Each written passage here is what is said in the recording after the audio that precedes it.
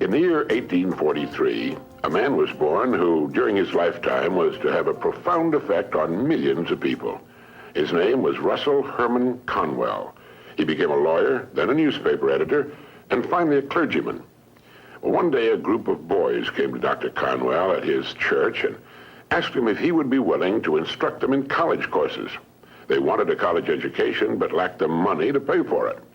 He told them that he'd do all he could, and as the boys left, a thought, an idea began to form in Dr. Conwell's mind. He asked himself, why couldn't there be a fine college for poor but deserving young men? Well, here was a great idea, and he went to work on it at once. Almost single-handedly, Dr. Conwell raised $7 million with which he founded one of the world's leading universities. And he raised the money by giving more than 6,000 lectures all over the country, and in each one of them, he told the story called Acres of Diamonds. The story was the account of an African farmer who heard tales about other settlers who had made millions by discovering diamond mines. And these tales so excited the farmer that he could hardly wait to sell his farm and search for diamonds himself. So he sold his farm and spent the rest of his life wandering the vast African continent, searching unsuccessfully for the gleaming gems which brought such high prices on the markets of the world. Finally, in a fit of despondency, broke and desperate, as I remember the story, he threw himself into a river and drowned. Now, meanwhile, the man who had bought his farm one day found a large and unusual stone in a stream which cut through the property. And the stone turned out to be a great diamond of enormous value. And he then discovered that the farm was covered with them, and it was to become one of the world's richest diamond mines. The first farmer had owned literally acres of diamonds, but had sold them for practically nothing in order to look for them elsewhere. If he'd only taken the time to study and prepare himself, to learn what diamonds looked like in their rough state, and had first thoroughly explored the land he owned, he would have found the millions he sought right on his own property. The thing about this story that so profoundly affected Dr. Conwell and subsequently millions of others was the idea that each of us is, at this moment, standing in the middle of his own acres of diamonds. If we will only have the wisdom and patience to intelligently and effectively explore the work in which we're now engaged, we'll usually find that it contains the riches we seek, whether they be financial or intangible or both. There's nothing more pitiful to my mind than the person who wastes his life running from one thing to another, forever looking for the pot of gold at the end of the rainbow, and never staying with one thing long enough to find it. No matter what your goal may be, perhaps the road to it can be found in the very thing in which you're now engaged. You see, the average man believes some businesses are better than others, instead of realizing the truth that there are no bad businesses. There are just those people who don't know enough to see the opportunities in the work they're in. No matter what our work happens to be, it's our business. We're the manager. If there seems to be no future or opportunity in it, it isn't always because it's not there, but perhaps only because we can't see it. A farmer once poked a tiny pumpkin into an empty jug. The pumpkin grew until it completely filled the jug and could grow no more. When the farmer broke the glass, he had a pumpkin exactly the size and shape of the jug.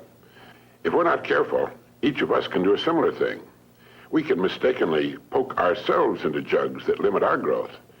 But it is we who do the poking, not the job, not the company, nor the territory, nor the economy, nor the times. We do it. People who become outstanding at their work are those who see their work as an opportunity for growth and development, and who prepare themselves for the opportunities which surround them every day. Preparation is the key. This means becoming so good, so competent at what we're now doing, we will actually force the opportunities we seek to come our way. It takes imagination, creative imagination, to know that diamonds don't look like diamonds in their rough state, nor does a pile of iron ore look like iron or steel. Great opportunities lurk constantly in every aspect of the work in which we now find ourselves. In order to begin prospecting your acres of diamonds, start to develop a faculty called intelligent objectivity, the ability to stand off and look at your job as a stranger might, a stranger who considers your pasture greener than his own. To do this, start at the beginning. Within the framework of what industry or profession does your job fall? Do you know all you can know about your industry? How did it begin? Why did it begin? Who started it and when? What's your industry's annual dollar volume? How fast has it grown during the past 20 years? What's its projected growth during the next 10 years? In short, start now to become a student of your industry. You'll be amazed at the results. In 5 years or less, you can become a national expert in your field. And it's the experts who write their own tickets in life. Surveys indicate that the great majority of people seem to look at their jobs as being as far as they can go, as the end of the line. They need to realize how really desperately an expanding and dynamic industry needs and seeks the uncommon person who is prepared to share in its growth, how richly it will reward this person of vision and action. On the other hand, those who are not preparing and growing are not just standing still. In relation to their industry, they're going backwards. So ask yourself, do I know as much about my job and my industry as a good doctor or lawyer knows about his job, his profession? You should, you know. This is the attitude of the person who wants to become a professional at what he does for a living. It's far more fun, many times more rewarding and interesting, and the real pro can ride out occasional storms in the economic seas in a safe boat built of research and preparation. In order to become a professional in a world of amateurs, we need to study 3 important subjects. 1, our company and the industry in which it operates. 2, our job and perhaps the next step upward in our career. And 3, we need to study people, since successfully serving and getting along with people will determine our success or failure. These are 3 subjects on which you can gradually build a fine home library. Your bookstore clerk will help you find the right books if you will tell him what you want to know. Frequently, all you need in order to make an enormous improvement is simply a reminder of things you've known but have forgotten. Perhaps this study and research in your job, your industry, and ways of increasing your service to others sounds like a big job. Well, it is. But it's fascinating, and in the long run, it pays tremendous dividends, builds complete security, and it can be accomplished in an hour a day devoted to reading and making permanent notes. Think of ways and means by which you can increase your contribution to your company, your industry, and those whom you serve. You'll begin to notice a wonderful change in your world, for as ye sow, so shall ye reap. This applies just as much to the family as it does to the breadwinner.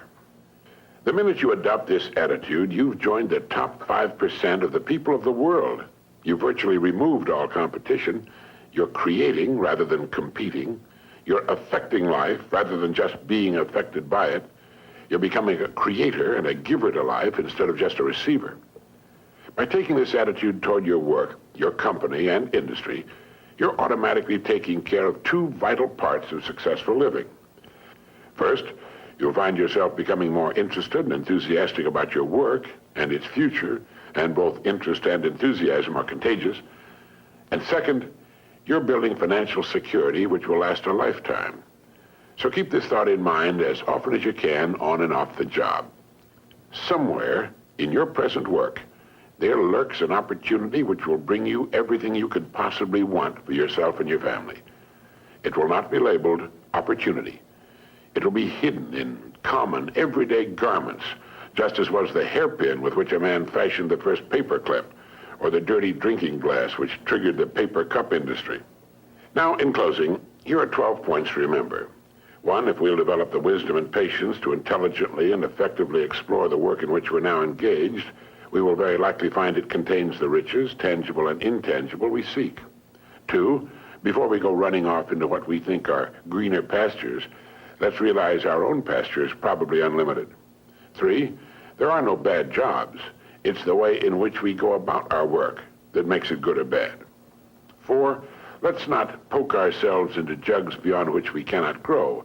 Let's avoid self-limitation. 5, only preparation can ensure our taking advantage of the opportunities which will present themselves in the future, opportunities which are around us now. Let's begin to prepare now. 6, put your imagination to work on the many ways and means of improving what you're now doing. 7, learn all you can about your job, your company, and your industry. 8, since there's no limit to the growth of your industry, it must follow there's similarly no limit to your growth potential within that industry. 9, our dynamic and growing economy needs and will well reward the uncommon person who prepares for a place in its growth. 10, begin to build your library of reference material pertaining to your company, industry, job, and on how to better serve and get along with people. 11, set aside an hour a day for this study and research. 12, remember the story of the acres of diamonds.